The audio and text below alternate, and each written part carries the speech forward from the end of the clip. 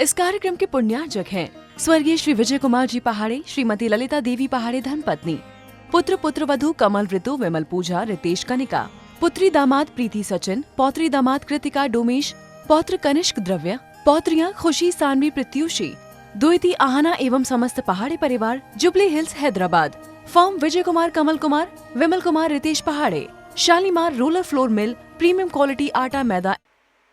संसारी जीव अनंत काल से सत्यता से परिचित ना होता हुआ अथवा सत्यता से परिचित होकर भी सत्यता को ना देखता हुआ अपने जीवन में अनेक दुखों को सहता आया है। दो वस्तुएं यहां पर हैं। एक वे जीव हैं जो अज्ञान दशा में हैं, सत्यता से परिचित नहीं हैं। दूसरे वे जीव हैं जो सत्यता से परिचित हैं किंतु सत्यता की ओर अपनी दृष्टि नहीं ले जाना चाहते। सत्यता जब जीव को ज्ञात हो जाया करती है, फिर भी जीव असत्य के मार्ग पर जब चलता है, वही उसके लिए बहुत बड़ा दुख का कारण बन जाता है। अनंत काल से यह जीव सत्यता को जानने का प्रयास करता रहा। अनेक बार वह सत्यता को जानने का प्रयास करता रहा और वह सत्यता को जानते हुए भी अनजान बना रहा। ये संसार जो है, इसमें जो कुछ हम करते आ रहे हैं वह मुझे सुखी करता है या दुखी करता है, इस सत्यता से अनेक लोग परिचित नहीं होते हैं। बालक हो वह परिचित ना हो तो वह भागता मिलता है। अगर कोई बालक है और उसको तो ज्ञात नहीं है कि किस में सुख होगा किस में दुख होगा, वह जीव सांसारिक क्रियाओं की ओर भागता मिलता है। किंतु यदि कोई बड़ा ही ऐसा करता मिले कि जिस कार्य में दुख होता है वही कार्य करता मिले, तो फिर जानते हुए भी अनजान बनना ये बुद्धिमत्ता है या अपनी बुद्धि का परिचय आपको स्वयं नहीं हुआ है। पंचन जी, जीव दुख में सुख मान बैठा है। दुख है ये पता ही नहीं है। जैसे ध्वनि, यानी सबको लग रहा है ध्वनि सुख दे रही है। देखना, ध्वनि सुख दे रही है, सुख कुछ और का आनंद आ रहा था, वहां से हवा का तो आनंद आ रहा था, लेकिन ये भूल जाता है थोड़े से हवा के आनंद में कितना दुख होता है। और ध्वनि की उसको दुख और ध्वनि की उसको जो कसकसाहट है वह सुनाई नहीं देती। माँ पेड़ा बनाया है, पेड़ा बनाया, खूब सुंदर पेड़ा बनाना, खूब मधुर पेड़ा बनाना, और मधुर पेड़ों के साथ में बहुत अच्छा दूध औंटा। बहुत बार आपने बहुत अच्छा दूध औंट औंट के क्या बनाया भैया, पेड़ा खाया ना। जितने वरिष्ठ लोग बैठे हुए हैं सबने खाया ही होगा। माँ पेड़ा खाया ना, पेड़ा खाना और उसमें थोड़ी सी कंकड़ और धूल की छूट दे देना। पेड़े के साथ में अगर चुटकी भर या एक कंकड़ मात आ जाए, वो आनंद देगा ना। अरे पेड़ा बहुत सुंदर है, एक चुटकी से क्या होता है झांझी जी। ऐसे ही सब कुछ आनंद है, लेकिन एक थोड़ा सा आनंद के चक्कर में हम अपना जीवन कितना किसकिसा कर लिया करते हैं, कसकसाहट अपने जीवन में पैदा कर लिया करते हैं, यह ज्ञात नहीं है। देखो सामने दृष्टांत दिखाई दिया आपको, वहां सामने दृष्टांत दिख रहा है, और कौन सा दृष्टांत। सब जानते हुए भी जीव अनजान बनता है। भवरलाल जी, जानते हुए अनजान बनता है। सबके चेहरे पे मुस्कुराहट है, सबको पता चल रहा है कि दृष्टांत क्या ले जा रहा है। हमारे जीवन में लग रहा है कि पेड़ा बहुत आनंद दे रहा है। सुभाष भैया, पेड़े का आनंद आ रहा है ना, कि किसकिसाहट का ज्यादा आनंद आ रहा है। एक जरा सी किसकिसाहट सारे स्वाद को धूमिल कर दिया करती है। आज यही कुछ आचार्य भगवान आपको बता रहे हैं। मां सब कुछ होते हुए भी आनंद क्यों नहीं है? क्योंकि जिस ओर मैंने प्रयास किया है वह सारा का सारा दुख का कारण था। कभी सुख की ओर मैंने ध्यान नहीं दिया। मैं अनंत बार अनंत काल से वही करता आया जो करता आ रहा हूं, जो वर्तमान में कर रहा हूं और पूर्व में करता आया। पांड्या जी, अभी ऋतु परिवर्तन हो रहा है और ऋतु परिवर्तन में पूरी की पूरी प्रकृति बड़ी सुंदर दिखाई दे रही है। जैसी पत्तियां कुछ 2 महीने पूर्व इन सारे वृक्षों से पत्तियां झड़ चुकी थी और पुनः नई पत्ती आई, पुनः नया आनंद प्रारंभ हो गया। देखना रुपेश, पत्तियां आई और पत्तियां प्रारंभ, पुनः नई कोपलें आना प्रारंभ हुई और सबके चित्त में नया नया आनंद प्रारंभ हो गया। यानी ये बताओ, पिछले वर्ष जब कोपलें आई थी तब क्या दूसरी कोपलें थीं? वही कोपलें थीं, वही कोपलें पुनः आई, वही फल वही फूल पुनः दिखाई देते हैं और हम उन फूल फलों में आनंद मानते हैं। ये देखो, किसकिसाहट के बिना का आनंद। मां, पेड़े में बिना किसकिसा खाओगे तो आनंद आएगा ना।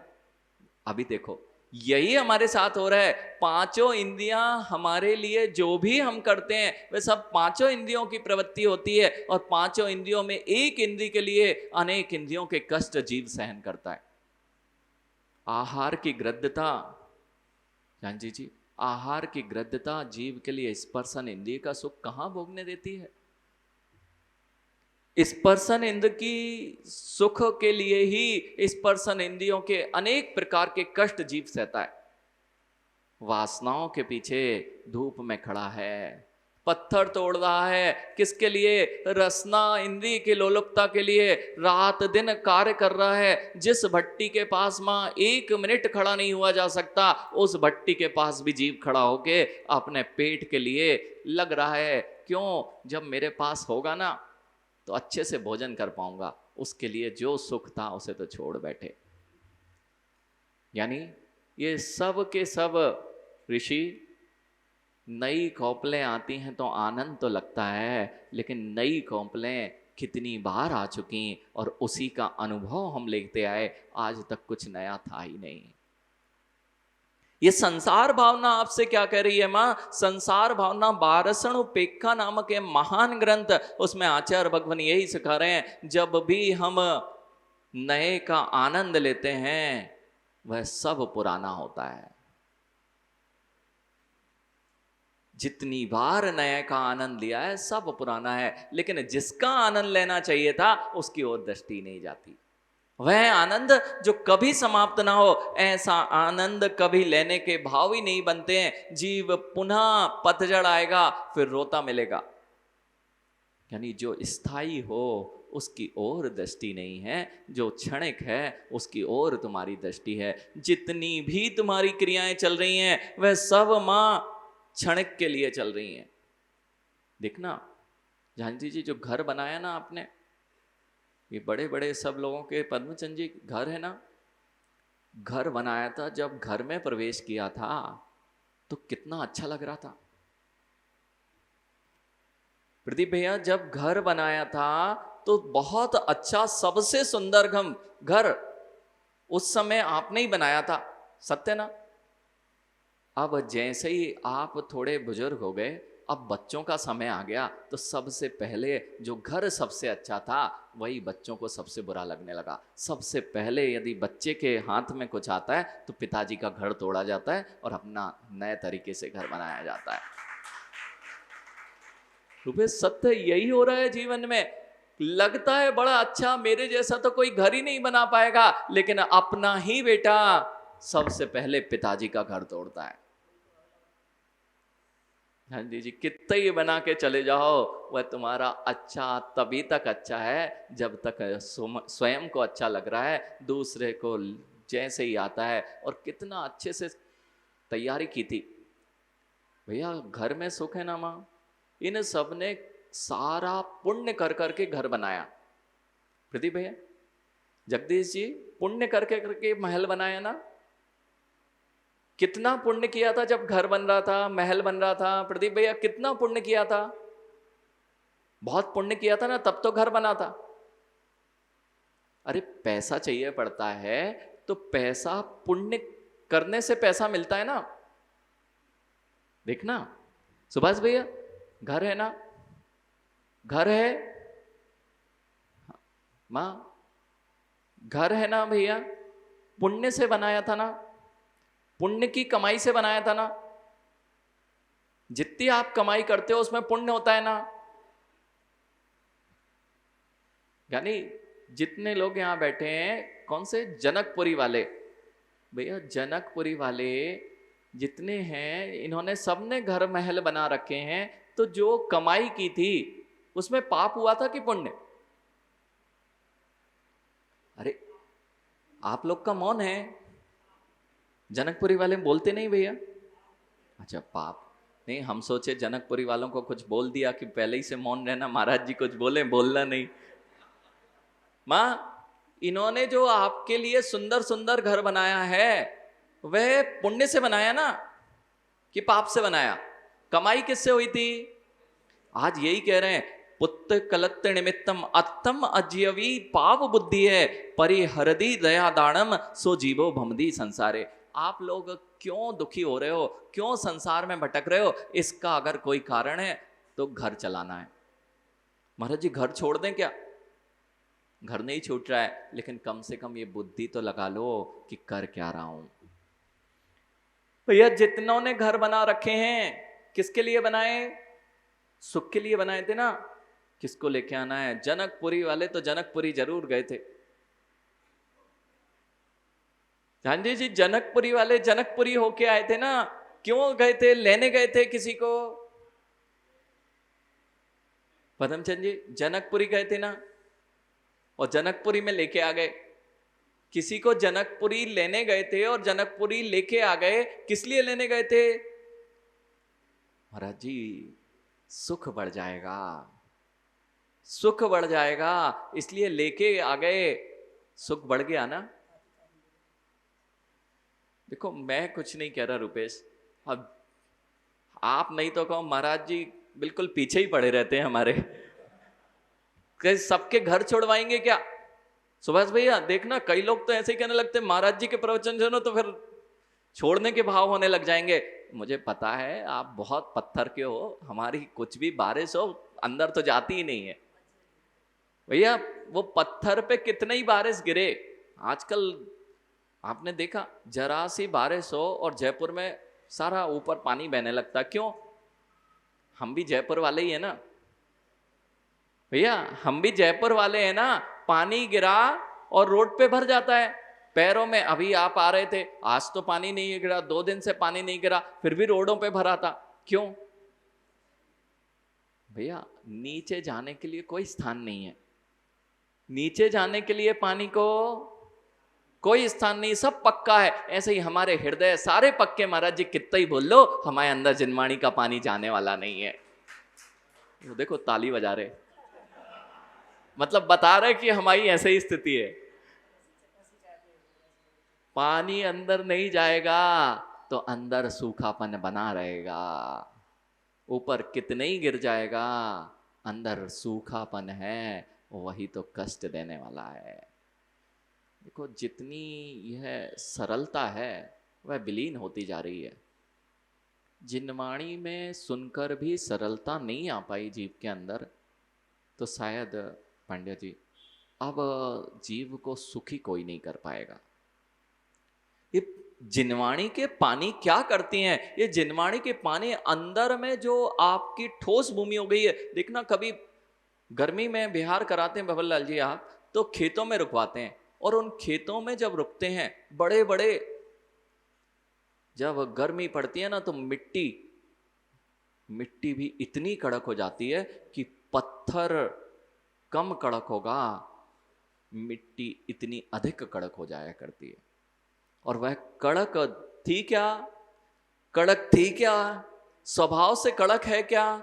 लेकिन सूखेपन ने उसे कड़क बना दिया, और उस पे कोई पैर भी रखे तो पैर रखता नहीं बनता है, और यदि कोई बैठ जाए तो कितनी चुभन होती है। ऐसे ही भैया जब अपने चित्त में राग द्वेष की तपन पड़ती है तो चित्त में इतनी कठोरता आ जाती है कि कोई भी उससे बात करे ना, जान जी आजकल यही है, मैं इतना बड़ा हूं, कोई मुझसे बात करे ना तो चुभता है। रुपेश, मैं बड़ा हूं ना, मैं बड़ा हूं प्रदीप भैया, बात करे तो क्या चुभन नहीं होती उन लोगों से? सब अपनी मान कषाय में इतने कठोर हैं कि एक दूसरे को कुछ देखते ही नहीं है। यानी सत्य नहीं है क्या? गाड़ी से उतरता है जीव अथवा गाड़ी में चलता है पांड्या जी, और जब गाड़ी में चलता है ना तो पैदल चलने या साइकिल चलने वाले को कहाँ देखता है? अपने वस्त्र पर एक छींटा आ जाए ज्ञानी तो परिणाम से मिलना, और जब गाड़ी घोड़ों पर निकलता है तो यदि कोई वहाँ गरीब बैठा है उस पर पानी उछालता हुआ मिलता है। क्यों? कठोरता दिखना, कठोरता है। बड़े बड़े खेत हैं, उन्हीं में फसल बोल रहे हैं और फसल भी निकल रही है, लेकिन जब जीव के अंदर वही कठोरता पैदा हो जाती है तो जिससे अन्न पूर्ति, जिससे आनंद आता है, वही तुम्हें कष्ट देने लग जाता है। बस अंदर जाने दो रुपेश, अंदर चला जाए ना पानी तो वही मिट्टी जितनी मुलायम होती है उससे मुलायम कुछ दूसरा नहीं होता है। इस कार्यक्रम के पुण्यार्चक थे स्वर्गीय श्री विजय कुमार जी पहाड़े, श्रीमती ललिता देवी पहाड़े धर्मपत्नी, पुत्र पुत्रवधू कमल ऋतु, विमल पूजा, रितेश कनिका, पुत्री दामाद प्रीति सचिन, पौत्री दामाद कृतिका डोमेश, पौत्र कनिष्क द्रव्य, पौत्रियां खुशी सानवी प्रत्युषी, द्विती आहना एवं समस्त पहाड़ी परिवार, jubilee hills Hyderabad. Firm Vijay Kumar, Kamal Kumar, Vimal Kumar, Ritesh पहाड़े, Shalimar rural flour mill, premium quality आटा मैदा एंड रावा।